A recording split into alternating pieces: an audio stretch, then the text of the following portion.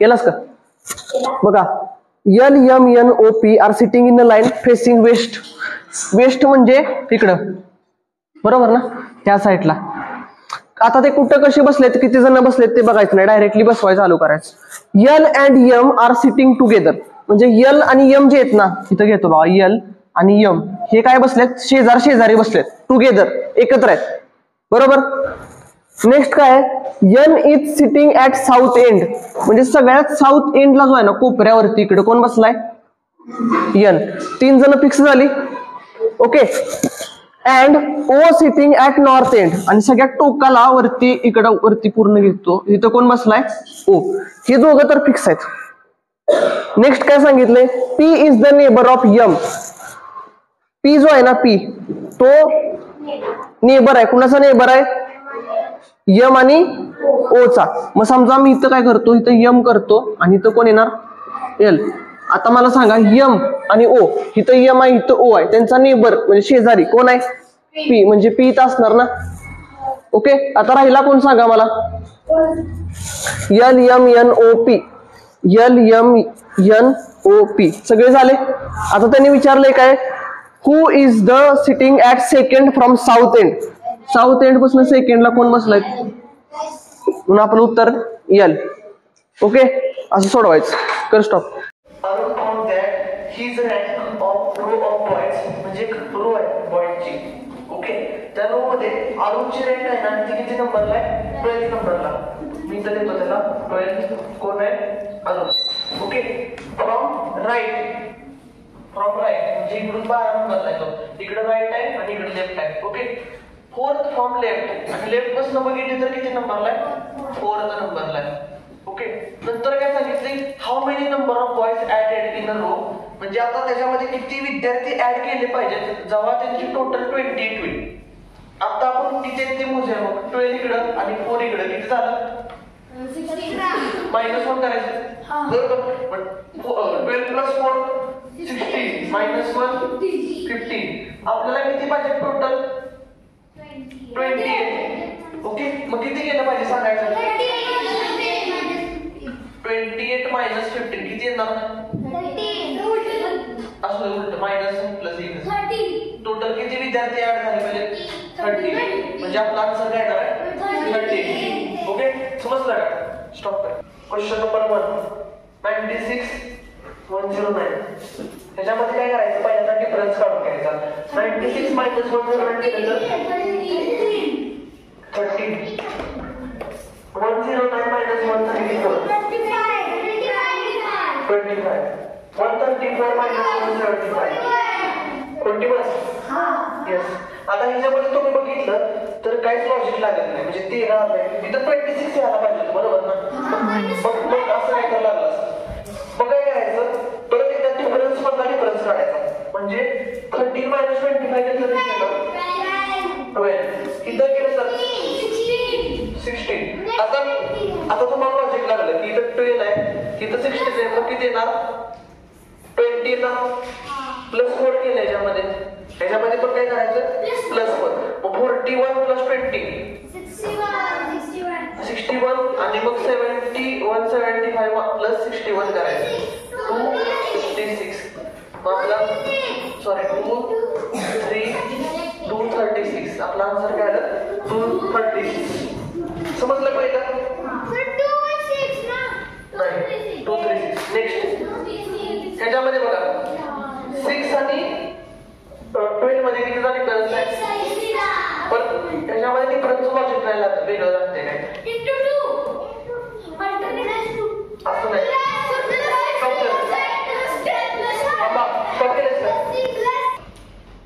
दोघांमध्ये डिफरन्स आहे 6, नंतर 8, 10, 12, आता येणार 14, ओके. म्हणजे 6 आणि 5 56. नेक्स्ट क्वेश्चन, आता ह्या दोघांमध्ये डिफरन्स नाही लागत आपल्याला लगेच, तर काय करायचं, जवळचे नंबर बघायचे, म्हणजे काय, इथं 15 आहे, इथं 18 आहे, म्हणजे ह्याच्यामध्ये डिफरन्स किती आहे, +3, ह्याच्यामध्ये +3, परत ह्याच्यामध्ये +3, ह्याच्यामध्ये. आता काय होणार, इकडून इकडे जाणार, 21 + 3 24, म्हणून आपला आन्सर आलं 24, ओके. ठीक आहे, बघा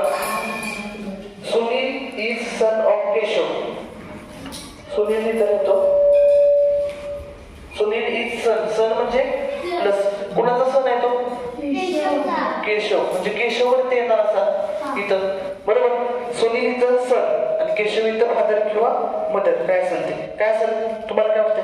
नाव plus. Okay. Keshav sister. Keshav Simran कोण आहे? सिमरन केशव सिस्टर. केशवला एक बहीण आहे तिचं नाव काय? सिमरन. ओके. त्याला काय minus. Okay. Simran Keshav sister म्हणजे सिमरन जी आहे ती केशवची बहीण आहे. हॅज अ सन आणि हिला एक मुलगा आहे. हॅज अ सन. काय नाव आहे त्याचं? मारुती. सन म्हणजे प्लस. अँड डॉक्टर आणि मुलगी पण आहे तिला. डॉक्टर. काय नाव आहे मुलगीचं? सीता. मायनस. आता ही दोघं कोण होणार मग? सिबलिंग्स. नंतर काय सांगितले? Prem is maternal uncle of Maruti. Maruti एक नाही हो, त्याचा मॅटर्नल अंकल म्हणजे मामा. मामा म्हणजे कोण असतो? मम्मीचा भाव. म्हणजे मम्मी कोण आहे? सिमरन. सिमरनचा भाऊ कोण येणार आहे मग इथं? प्रेम. ओके. म्हणजे मारुती कोण करायचा? प्रेम झाला मामा. बरोबर. ह्यो झाला भाचा. ओके. झालं. आता त्यांनी विचारले how is Sunil. How Sunil आहे ना सुनील नाही. How Sunil related to Maruti. हा सुनील स्टॉप पॉज कर. इथं सीता. यस म्हणजे सीता. इकडे यस म्हणजे सुनील. इथं लिहिते. आता विचारले how Sunil related to Maruti म्हणजे हा सुनील याचा कोण लागतोय. आता हे सख्खे भाऊ बहीण आहेत बरोबर. पण इथं सख्खे आहेत का? नाही. इकडं मामाचा काकाचा मुलगा असेल किंवा भावाचा म्हणजे काय ना कझिन. ओके. आन्सर काय झालं? कझिन. समजलं? स्टॉप केलंस. ओके. बघा question number 1. If the day before yesterday. Yesterday म्हणजे कधी असतो? काल. बरोबर. म्हणजे डे बिफोर येस्टरडे म्हणजे कालच्या दिवसाच्या आधीचा दिवस. बरोबर. म्हणजे कोणाला? परवा. 2 दिवसापूर्वीचा. म्हणजे मी काय करतो? येस्टरडे म्हणजे काय असतं सांगा बरं मला. येस्टरडे इज इक्वल टू काय फॉर्म्युला आहे? Today minus 1. बरोबर ना. आजच्या दिवसामधून -1 केला तर येस्टरडे सापडणार म्हणजे काल. येस्टरडे म्हणजे काल. ओके. तर त्यामुळे काय सांगितलंय? If the day before yesterday was Thursday. त्या दिवशी काय होता? टुडे -1 काय होता? थर्सडे होता. तर टुडेला काय असेल सांगा मला? फ्रायडे असणार आहे. Okay. The day before yesterday दिले. टुडे येस्टरडेला हे असणार आहे. येस्टरडेला काय असणार आहे? फ्रायडे. आणि टुडेला काय असणार आहे? Today is equal to Saturday असणार. आता मी परत सांगतो बघा. त्यांनी काय सांगितलंय? डे बिफोर येस्टरडे म्हणजे कालचा दिवस. आज एक वार आहे. समजा आज तारीख आहे 20. टुडे. येस्टरडे म्हणजे काय? मागचा दिवस म्हणजे काय? 19. आणि बिफोर येस्टरडे म्हणजे 19च्या आधीचा म्हणजे कोण? 18 तारखेचा वार त्यांनी काय दिलाय आपल्याला? 18 तारखेला थर्सडे दिलाय. तर 19ला काय असणार? फ्रायडे असणार. 20ला काय असणार? सॅटरडे. त्यांनी काय विचारलंय? When will Sunday come. Sunday कधी येणार मग? टुमारो म्हणजे उद्या. बरोबर ना. टुमारोला काय येणार? संडे. त्यामुळे आपला आन्सर काय येतंय? टुमारो. किंवा असा ऑप्शन नसला तर ऑप्शन दुसरा असा असतो बघा. काय असतो? Today plus 1. टुडे प्लस 1 म्हणजे पण टुमारो. समजलं? इथं एक्झाम्पल घेतले बघा मी तारखेनुसार पण. Next question. आता याच्यामध्ये काय करायचं? सिम्बॉल्स टाकायचे म्हणजे डिवाइड, मल्टिप्लाय, प्लस, मायनस आणि उत्तर इक्वल टू आणायचे आपल्याला. मग सांगा आता पहिल्यांदा इथं मल्टिप्लाय टाकतो मी. इथं काय करूया? डिवाइड करू. बघूया आपण एकदा काय होतं. बरं सांगा पहिल्यांदा तुम्ही काय घेतलं? पहिल्यांदा डिवाइड घेतलं. ठीक आहे. दुसऱ्याला मल्टिप्लाय प्लस. बरं बघू आता. आता 3 divided by 21. 7 multiply by 3 plus 11 असं येते. Is equal to 32. 7 multiply by 3 21 plus 11 म्हणजे आलं आपलं उत्तर 32 इज इक्वल टू 32. बरोबर आहे तुमचं. ओके. म्हणजे आपलं आन्सर काय आलं? Divide, multiply, plus. समजलं? नेक्स्ट क्वेश्चन आता इथं आहे. इथं याचा नंबर सांगा किती? 20. याचा किती? याचा 5, 7, 19, 22 इकडे 20 आणि म्हणजे काय केलंय कंटिन्युअस सिरीज आहे +1 +2 +3 आणि +4 ओके मी आता डायरेक्टली आन्सर लिहितो R + 1 O + 2 S + 3 19 + 3 22 22 म्हणजे V E + 4 I म्हणजे आपला आन्सर येते ओके नेक्स्ट क्वेश्चन इकडचा +1 +2 +3 बरोबर थांबा मी सांगतो +1 त्याच्यामध्ये +2 +3 +4 मग 20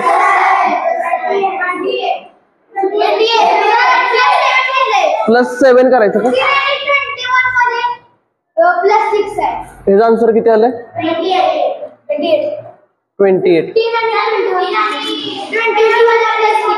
हा ठीक आहे समजलंय मला तुम्हाला काय म्हणायचं +1 +2 +3 करायचं लास्टला +7 राहते बस इथं माझ्याकडनं थोडस राहिलंय काय तर 3-4 ठीक आहे नेक्स्ट क्वेश्चन ह्याच्यामध्ये बघायचं आता असं बघूया 1 + 1 केलं की 2 इथं 2 + 1 3 परत +1 +1 आता कुठं होणार डायरेक्टली इथं म्हणजे काय येणार हे स्टॉप कर जरा पॉज केला सर डायरेक्टली ते 5 6 बघा 2 2 आहेत हे एक एकदा 2 2दा 3 4 4 5 5 6 ओके स्टॉप कर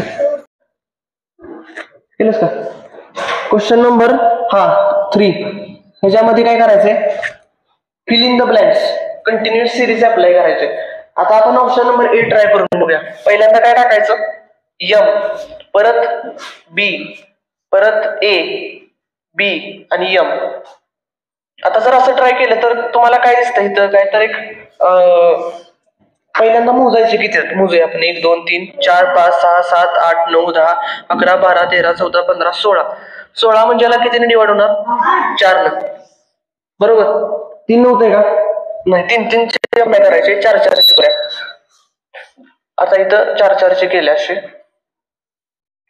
तुम्हाला एक गोष्ट ऑब्झर्व होत्या की ह्या ठिकाणी 2 B आहेत इथं पण 2 B आहेत बरोबर इथं 2 A आहेत इथं 2 B आहेत म्हणजे तुम्ही सिक्वेन्स बघा इथं काय झालंय B म्हणजे हे बघा हे 2 सेम आले M double B M M double B M आणि इथं आलंय का तसं B A M B आणि इथं काय आले B A M A म्हणजे डबल बी पाहिजे होतं इथं चुकलंय मग असा ऑप्शन कुठला आहे की इथं बी पाहिजे इथं काय पाहिजे होतं माहितीये का बी आणि इथं काय पाहिजे होतं काय पाहिजे होतं बघा की इथं ए तर झालाय एम पण झालाय बी पण झाला राहिला कोण बी म्हणजे इथं बी पाहिजे होता तेव्हा उत्तर बरोबर आलं असतं बरोबर ना म्हणजे काय होते 2 एम परत इथं पण 2 एम आणि इथं डबल बी समजलं हे क्वेश्चन चुकीचं आहे आपला त्यातला क्वेश्चन चुकीचं आहे ते ऑप्शन येणार नाही त्यांनी ए दिले काय काय जणांनी सी लिहिले उत्तर पण असं येत नाही स्टॉप कर